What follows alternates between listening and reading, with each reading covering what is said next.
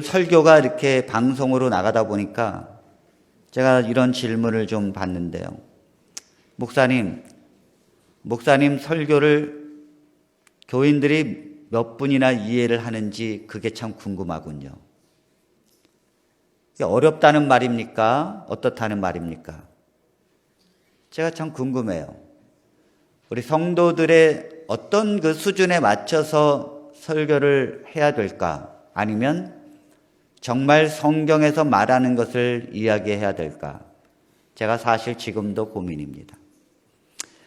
조금 어렵고 그런다 할지라도 표준이 낮으면 하나님께서 원하는 길이 아닙니다. 표준은 그리스도입니다. 그리스도에 이르기까지 자라나야 되고 우리는 아는 거와 삶이 하나님의 이르기까지 가야 될 줄로 믿습니다. 그러므로 우리 사랑하는 성도들의 표준을 높이시게 되기를 바랍니다. 훌륭한 설교는 무엇일까요? 많은 설교에 대한 책이나 설교법을 들어보면 훌륭한 설교는 설교를 듣고 내가 무엇을 어떻게 살아야 하는지에 대한 명백한 대답이 있는 설교가 훌륭한 설교라고 공통적으로 말하고 있습니다.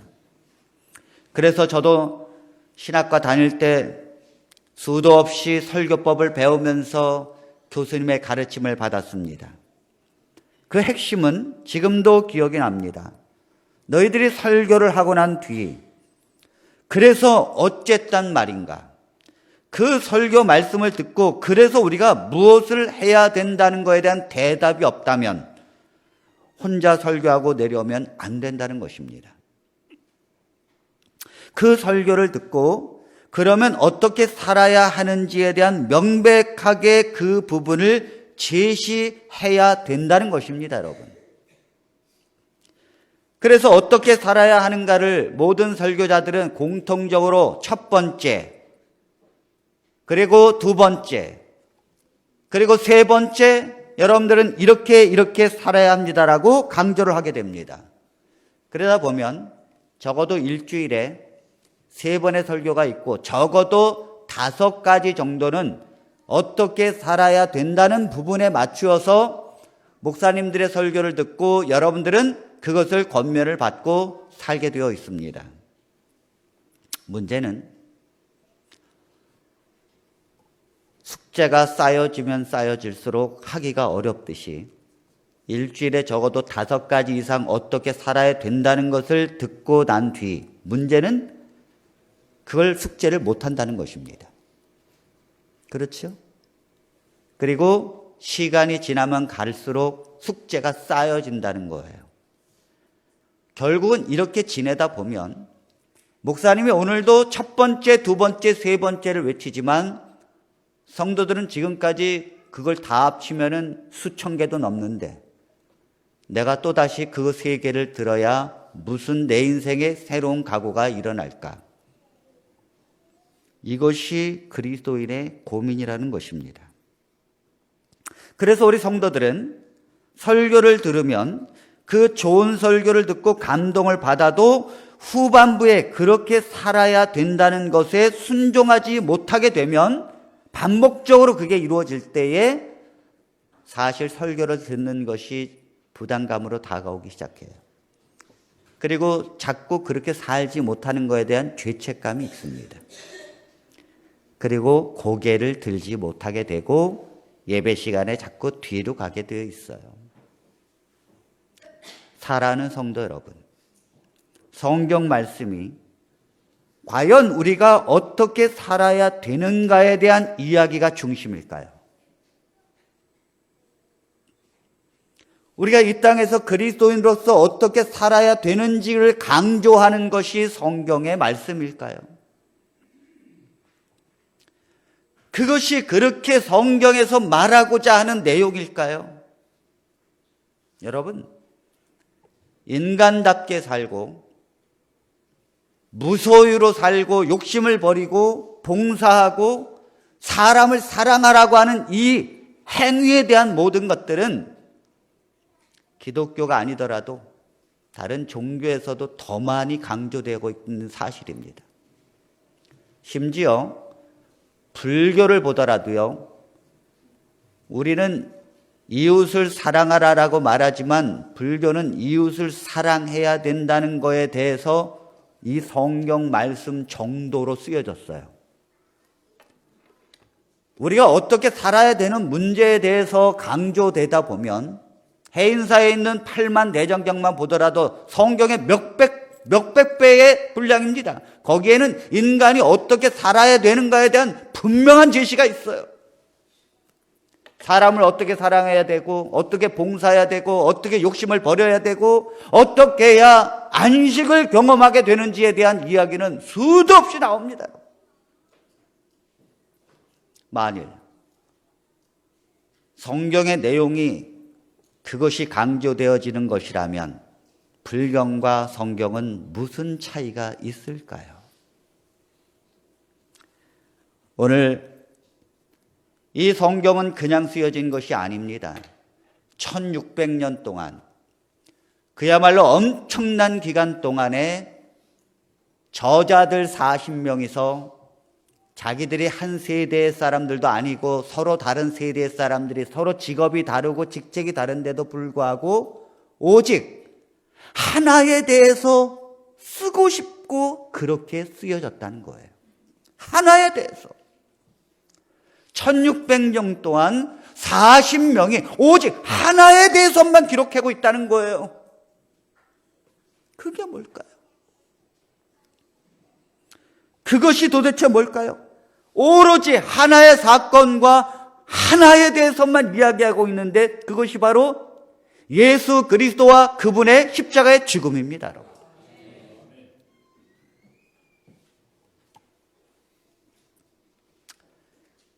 이렇게 성경은 1600년 동안 누가 얘기도 하지도 않았는데 그 40명의 기자들이 예수 그리스도에 대해서 쓰고 싶었어요.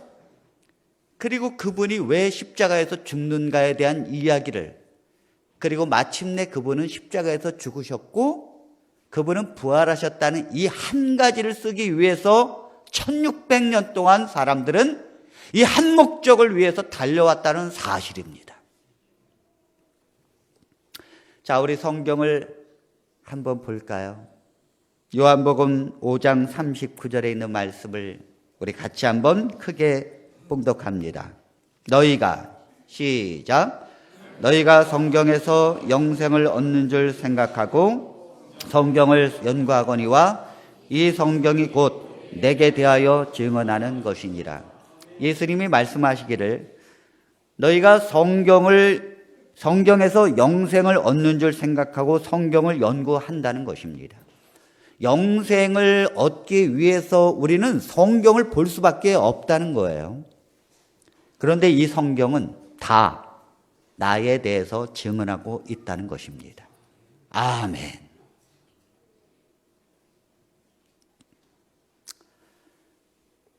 그리고 누가복음 24장 27절에 있는 말씀, 예수님께서 실망에 젖어서 엠마오로 가고 있는 제자들에게 부활해서 나타나셔서 그들에게 뭐라 그러셨는가? 이에, 시작, 이에 모세와 모든 선지자의 글로 시작하여 모든 성경에 쓴 바 자기에 관한 것을 자세히 설명하시느니라. 왜 이 제자들이 예수님께서 십자가에 달려 돌아가시고 희망을 잃어버린 채 그들은 자기의 고향 엠마오로 가고 있었을까요? 그것은 성경을 모르기 때문이에요. 그런데 예수님이 부활하셔서 이 모든 것에 대해서 예수님에 관해서 쓰여진 부분들을 그들에게 가르쳐 주시고 설명해 주셨다는 거예요. 누가복음 24장 44절로 45절에 있는 말씀은 예수님께서 부활해서 다락방에서 떨고 있는 제자들에게 나타나셔서 친히 말씀하신 것입니다.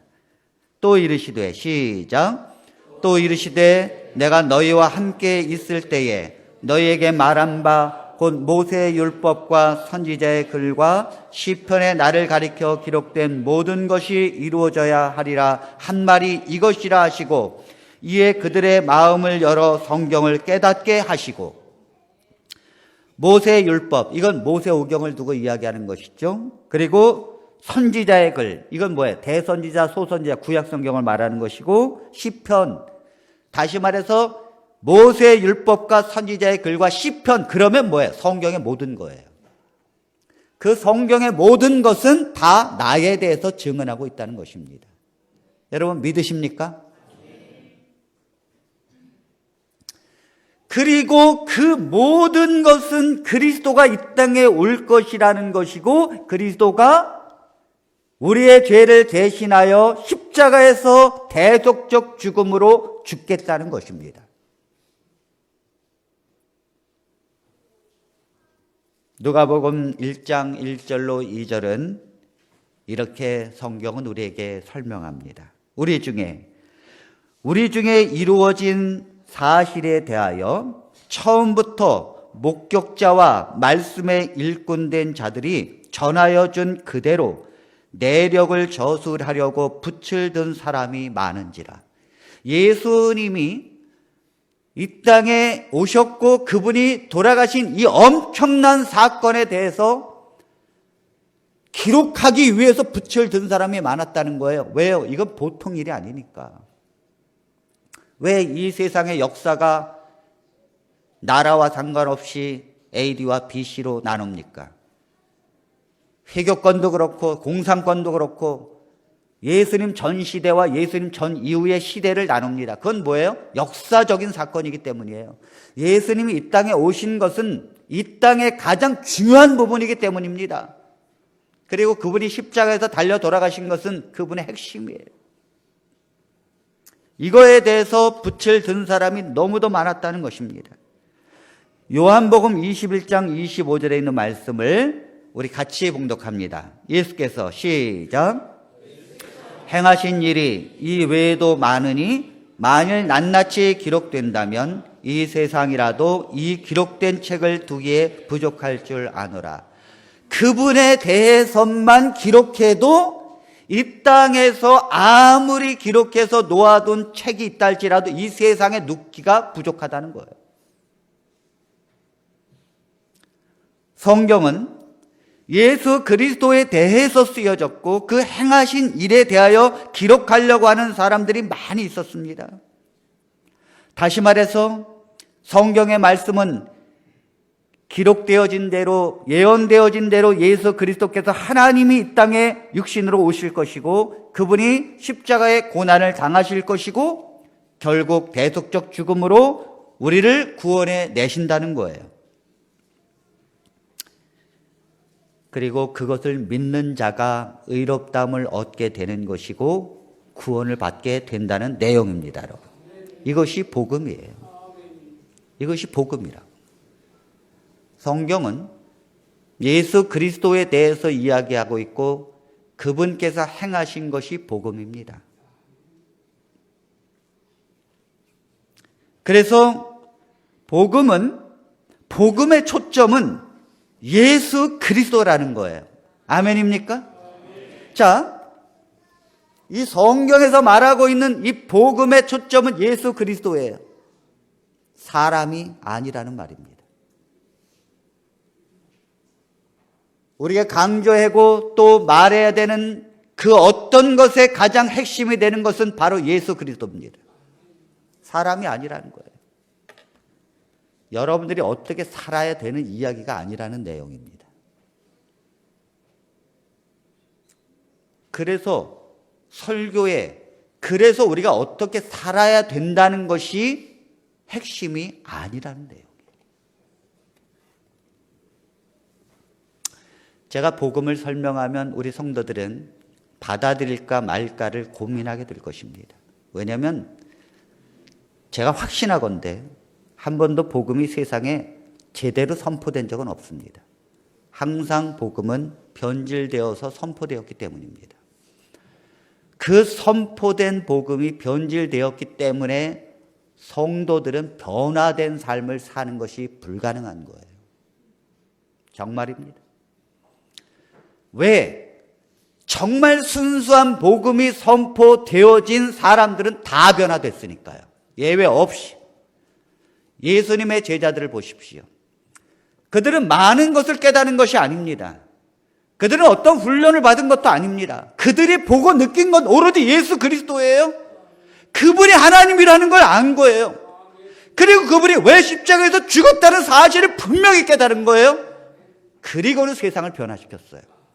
자신도 변화됐을 뿐만 아니라 그들이 설교하면 3,000명씩 하나님 앞에 회개하고 돌아오기 시작했습니다. 그것이 옛날 이야기일까요? 아닙니다. 그렇지 않습니다, 여러분. 복음은 사람이 어떻게 살아야 된다는 이야기가 아니고 그걸 설명하고자 하는 것이 아닙니다. 오직 복음은 예수 그리스도에 관한 것이고 그것을 설명하고 있다는 것이죠. 복음의 초점은 예수 그리스도의 메시아 되심과 그분의 고난과 십자가의 죽음이고 그것이 모든 거고 모든 마침입니다. 그래서 주님은 부활하셨고 하나님 앞에 그것이 간합되어졌기 때문에 우리가 죄가 용서받은 것이고 그것이 죄인을 향한 하나님의 무조건적인 사랑에 관계된 것을 설명하는 것이 복음이에요. 교회를 많이 다니다 보면 왜 다니면 다닐수록 기쁨이 사라질까요? 교회를 많이 다니고 설교를 듣다 보면 성도님들은 성화에 대하여 강조를 받게 됩니다. 변화되어야 된다는 것이죠. 품성이 변화되어야 된다든지 이웃을 사랑해야 된다든지 봉사를 해야 된다든지 여러 방향을 제시하는 권면을 여러분들은 들어왔을 것입니다. 그래서 신앙생활의 핵심을 놓치고 그렇게 살지 못하는 것에 대한 죄책감으로 사로잡히게 되고 기쁨이 사라진 채 부담감으로 사는 것이 현대인의 신앙입니다. 마틴 로이드 존스 목사님은 20세기에 가장 존경받는 목사님이셨습니다. 그는 평생을 설교해 왔고 평생을 그리스도를 전파해 왔습니다. 그러나 그가 많은 사람들에게 설교했고 수많은 강단에서 외쳐진 기별은 성화에 관한 이야기였어요. 여러분들이 변화돼야 된다는 것이죠. 여러분들이 변화되고 그리스도인의 삶을 살아야 된다는 거예요. 그게 아니라면 여러분들이 믿는 믿음과 그 복음도 다 가짜라고 설교해 왔습니다. 그런데 그가 영국의 웨스트민스터 채플 교회에서 30년 목회를 하면서 마지막 질병 속에 투병 속에서 휠체어를 타고 휠체어에 몸을 의지하면서 피를 토하듯이 설교한 2년간의 설교는 그 모든 설교를 뒤바꿔 버렸어요.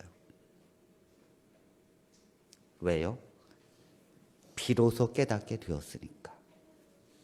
자, 그 설교가 어떻게 변했는지, 그 2년 마지막 죽음 직전에 피를 토하듯이 설교한 그의 설교는 도대체 무엇이었는지, 그리고 왜 그 설교는 오늘날의 강단에서 사라졌는지, 우리가 살 길은 무엇인지 한번 그의 마지막 설교 1966년부터 68년에 썼던 그의 설교의 일부분을 제가 한번 보겠습니다.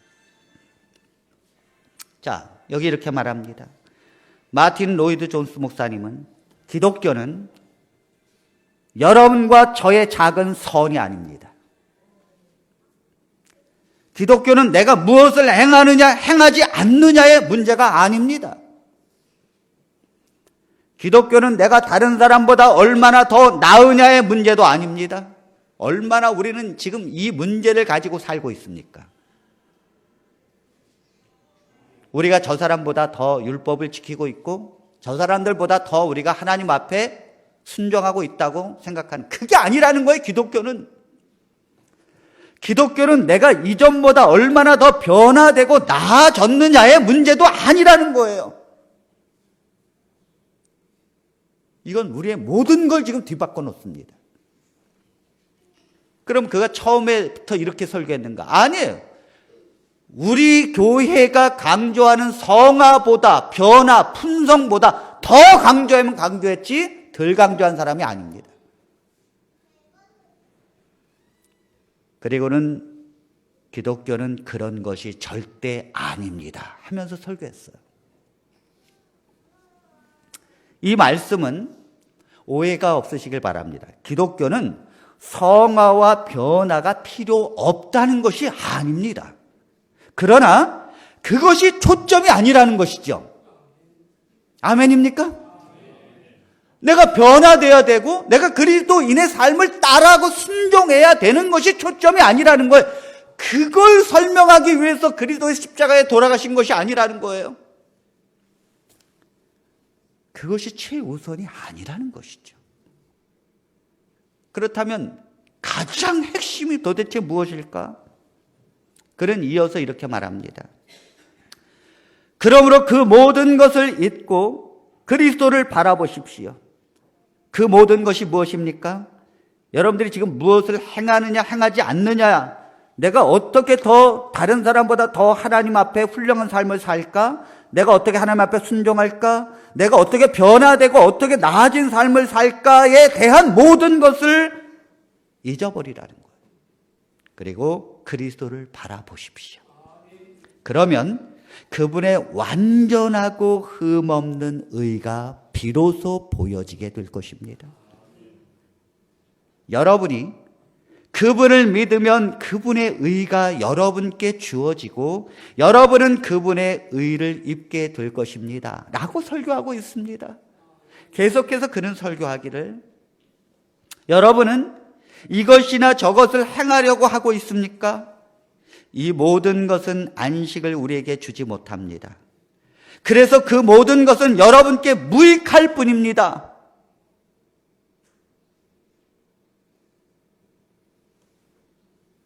그러니 중단하십시오. 이것들은 절대 그 어디로도 여러분들을 인도하지 못할 것입니다. 더 멀리 가기 전에 멈추십시오. 이것이 그의 피를 토하는 설교였어요. 기독교는 이어서 설교합니다. 기독교는 그리스도를 본받는 종교가 아닙니다. 만일 그것이 가능하다고 생각한다면 가서 그리스도를 본받으려고 노력해 보십시오. 그러면 그 순간 여러분은 세상에서 가장 가엾고 비참한 사람이 될 것입니다. 그리스도를 본받는다고 절대로 행복해지지 않습니다. 거기서 행복을 찾으려 한다면 가장 깊은 절망에 빠질 것입니다. 성도는 오직 예수 그리스도의 피를 힘입어 성소에 들어갈 담력을 얻을 뿐입니다. 아멘.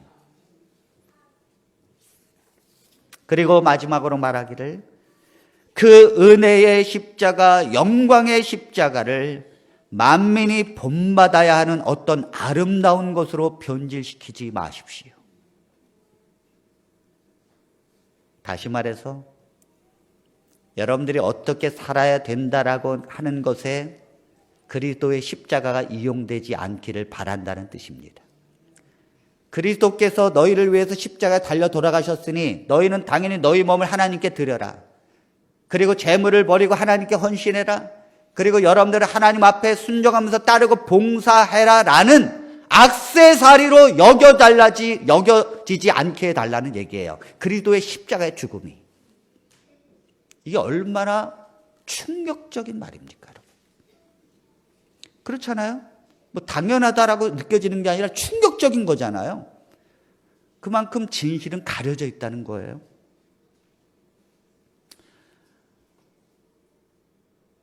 그 마틴 로이드 존스와 성경에서 말하는 가장 중요한 것은 인간의 노력이 아닙니다.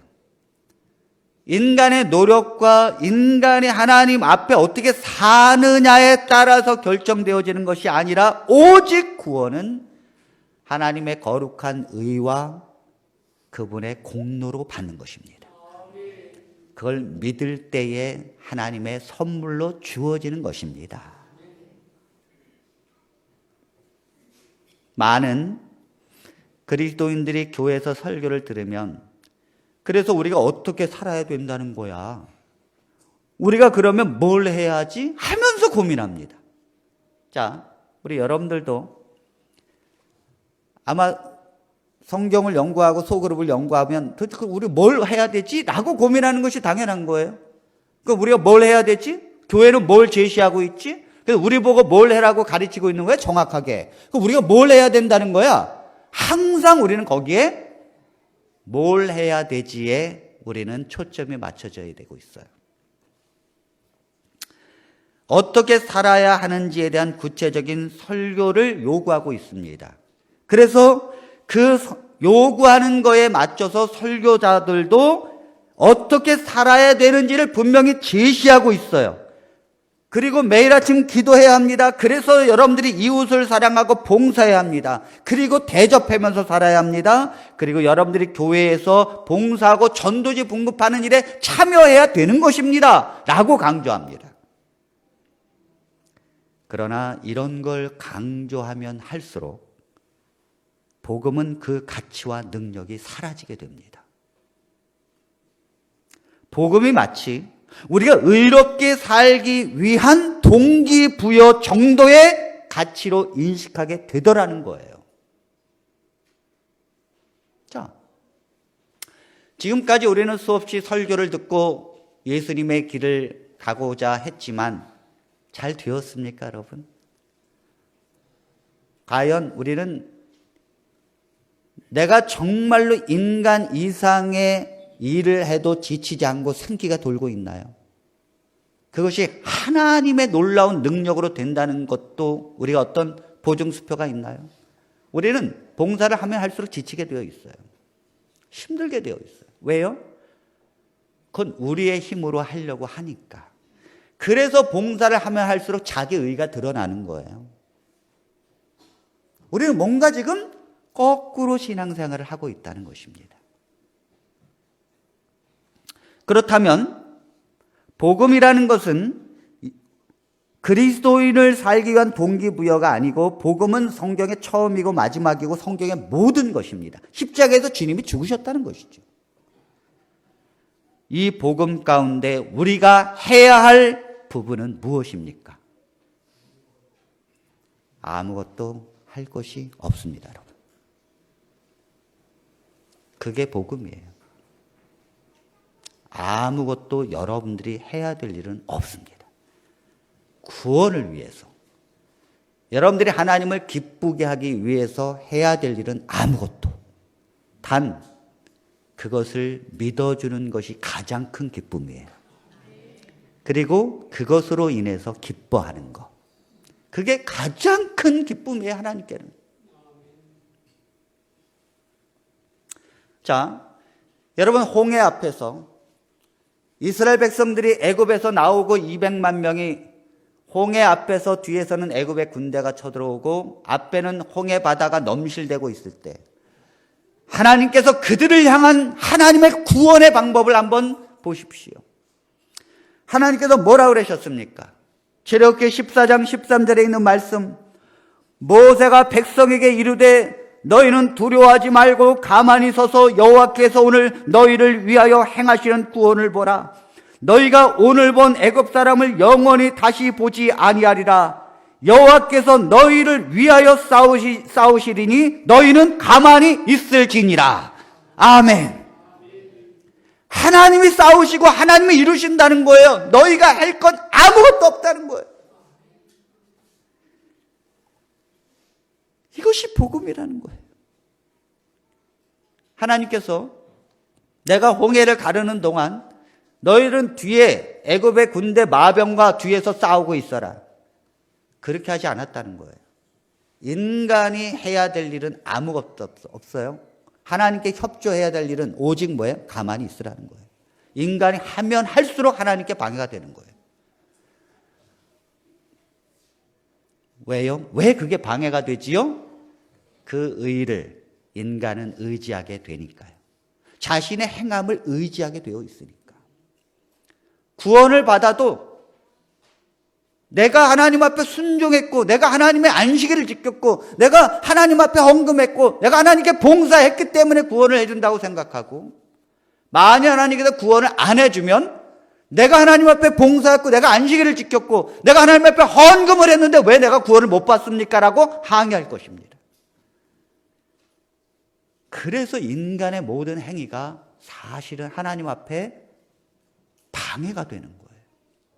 오로지 구원은 하나님의 은혜와 공로로 받게 되는 것입니다. 우리가 성화되고자 노력하면 할수록, 그리고 비록 그렇게 해서 예수 그리스도에 합당한 데까지 가지 못한다 할지라도 좌절하지 마십시오. 하나님은 여러분들을 은혜와 하나님의 십자가의 공로로 이미 구원해 주셨고 그걸 이루실 것입니다. 그거를 미리 기뻐하시고 받아들이고 사시게 되기를 바랍니다.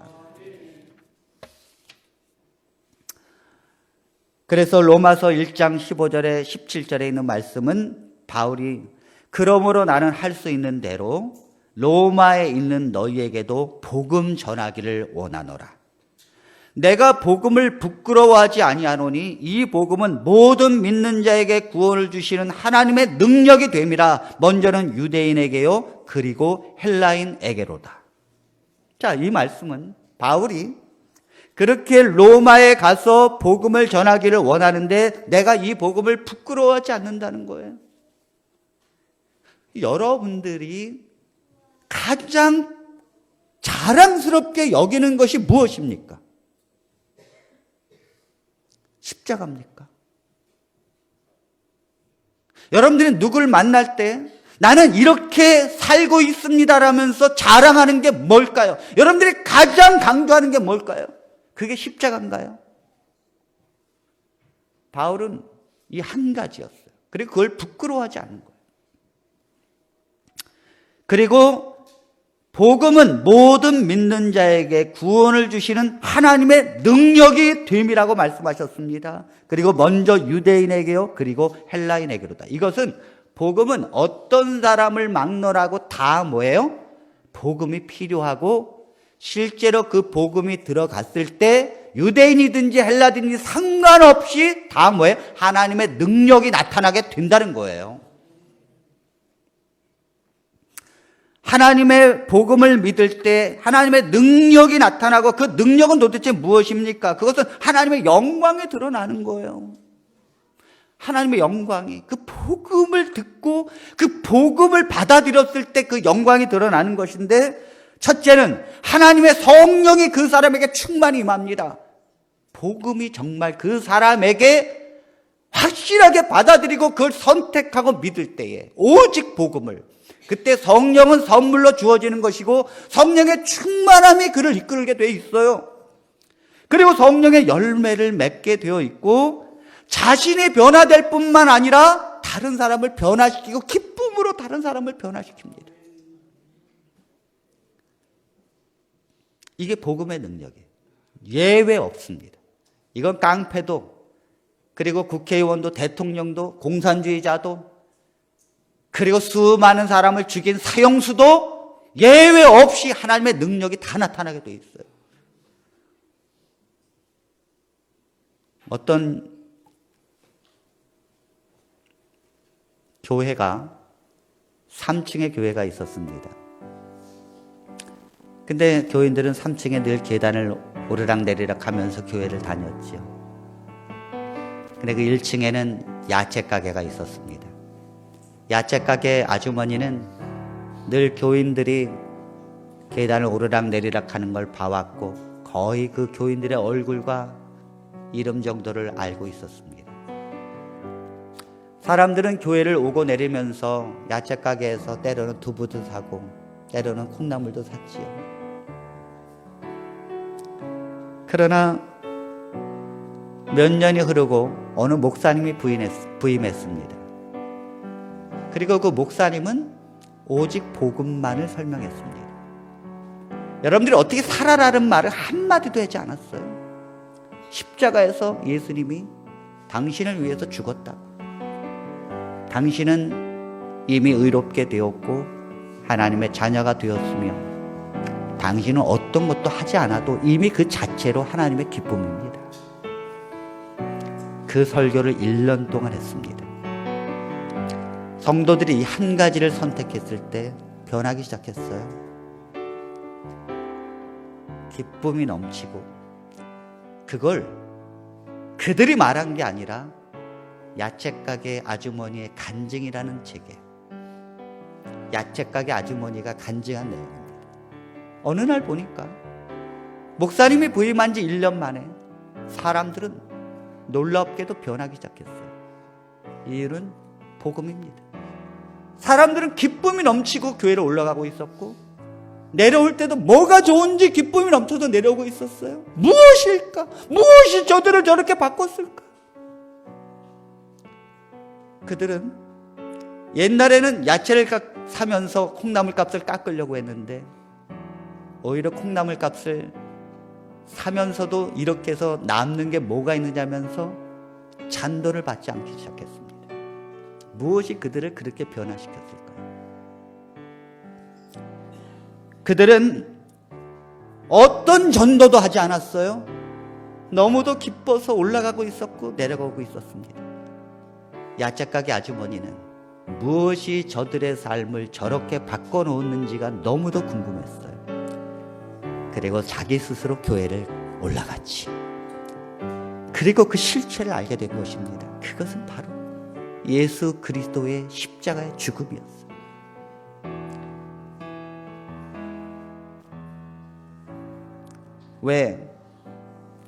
왜 우리는 그 복음이 교회에서 이야기되어지는데도 왜 우리는 그런 삶이 안 될까요? 그것은 복음이 희석되어지고 변질되어졌기 때문입니다. 희석되어지고 변질된 복음은 어떠한 가치도 없고 능력도 없습니다. 여러분들이 광산에서 금광을 발견해서 도끼로 아무거나 막 해서 여러분들이 흙덩어리와 돌덩어리와 함께 가지고 내려왔다고 보십시오. 그리고 이거 사십시오 하면 누가 그것을 바라보고 비싼 돈을 주고 사겠습니까? 그것은 반드시 불순물을 제거하고 오로지 용광로에서 모든 걸 다 버리고 순수한 금 99% 100%의 순금으로 나오기 전까지는 가치가 없는 거예요. 순금으로 나왔을 때 그것은 세상에 빛나는 것이죠. 예수 그리스도께서 나를 위해 십자가에 달려 돌아가셨고 모든 인류를 위해서 십자가에 죽었고 의를 이루셨다는 것이 값어치가 그렇게 없습니까? 그렇게 그것이 자신이 없습니까? 그 하나만으로도 승부할 자신이 없을까요? 그렇게 그 십자가의 능력은 부족한 것일까요? 우리는 그 한 가지를 붙들지 않고 다른 것으로 자꾸 첨가해야만 된다고 이 교회 변질된 것은 하나님께서 보실 때 가장 슬퍼할 내용입니다. 예를 들어서 이런 것입니다. 목사님이 가출한 아들을 어떤 성도님의 아들이 그만 가출을 해버렸어요. 그래가지고 막 그냥 다니는데 마침 목사님이 그 가출한 아들을 봤습니다. 그리고는 그 가출한 아들에게 목사님이 뭐라고 얘기해 줬는가 하면 너의 아버지는 누구보다도 너를 사랑한단다. 그건 내가 확신할 수 있어. 자, 여러분, 이것은 복음입니까? 이것은 복음입니까? 그런데 목사님께서 그런데 네가 돈을 훔쳐 가출했으니 너의 아버지가 많이 화가 나 있을 거야. 결국 이 아들은 돌아가지 못합니다. 돌아가더라도 두려워하고 내가 죄 지은 것 때문에 평생 죄책감 속에 아버지 얼굴을 보지 못하지요. 무슨 말씀인지 아시겠습니까? 왜 복음이 변질되어져 있는지, 왜 그 복음을 들으면서도 기쁨이 사라지는지, 내가 그 복음 때문에 어떤 것도 예수님의 십자가가 가장 내 인생에 중요하고 그것이 모든 거라는 이 간증이 왜 터져 나오지 못하는지. 또 한 예를 들어볼까요? 어떤 대학생이 등록금에 그 무거운 짐을 지고 그걸 해결하기 위해서 열심히 겨울에도 쉬지 못하고 추운 겨울에 아르바이트를 하고 있었어요. 그 주유소에서 기름 냄새 맡으면서 등록금 400만 원을 내기 위해서 겨울에 아르바이트를 하고 있는데, 목사님이 그 학생에게 가서 이렇게 말했습니다. 내 아버지가 내 등록금을 이미 다 내주셨다. 복음입니까, 여러분? 복음입니까? 그런데 또 뭐라고 덧붙이는가 하면, 내가 알바해서 아버지에게 갚아야 할 거야. 왜 복음이 더 이상 복음이 아닌지를 아시겠습니까?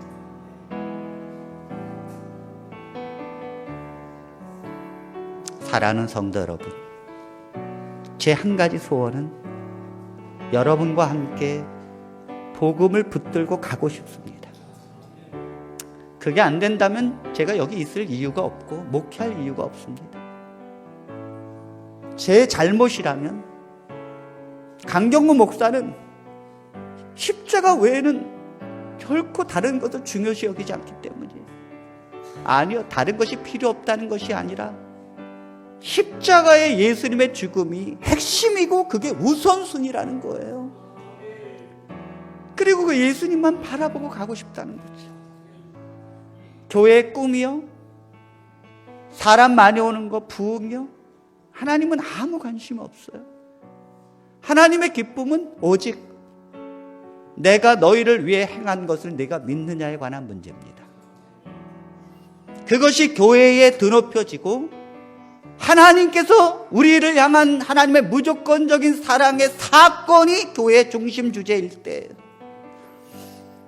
그것이 하나님의 영광이고 그것이 여기저기 되어지고 그것이 주제일 때 성령이 임하는 것입니다. 마지막 재림교회 모습이 있다면 그런 교회가 우리 교회가 되기를 간절히 바라면서 말씀을 마칩니다. 기도하겠습니다. 하늘에 계신 우리들의 아버지 하나님, 하나님의 복음을 무엇보다 중요시 여기게 우리들을 하나님 축복해 주시옵소서. 아버지 하나님, 그것이 모든 것이라는 것을 이 시간 말씀해 주셨사오니 도대체 그게 뭔지, 그것이 무슨 능력이 있는지, 그것이 어떻게 나를 기쁘게 하는지를 경험하고 체험되게 축복해 주시옵소서. 아버지, 우리는 너무도 다른 많은 것들이 행해야 되는 무거운 짐을 갖고 있습니다. 아버지, 저는 그 무거운 짐을 주님 앞에 내려놓고 싶습니다. 아버지, 제가 하나님의 성령의 능력에 의해서 나도 모르게 하나님의 길을 따라가는 그것이 뭔지를 경험되어지고 싶사오니 우리 모든 성도들과 함께 오직 정말 하나님의 말씀하시는 그 쉼을 얻게 하여 주시옵시고, 그리고 그 복음으로 인하여 내 목숨까지도 드려도 아깝지 않을 정도의 삶의 가치를 깨닫게 해 주시옵소서. 아버지 하나님, 교회를 사랑해 주시고 하나님께서 교회를 보호해 주시옵소서.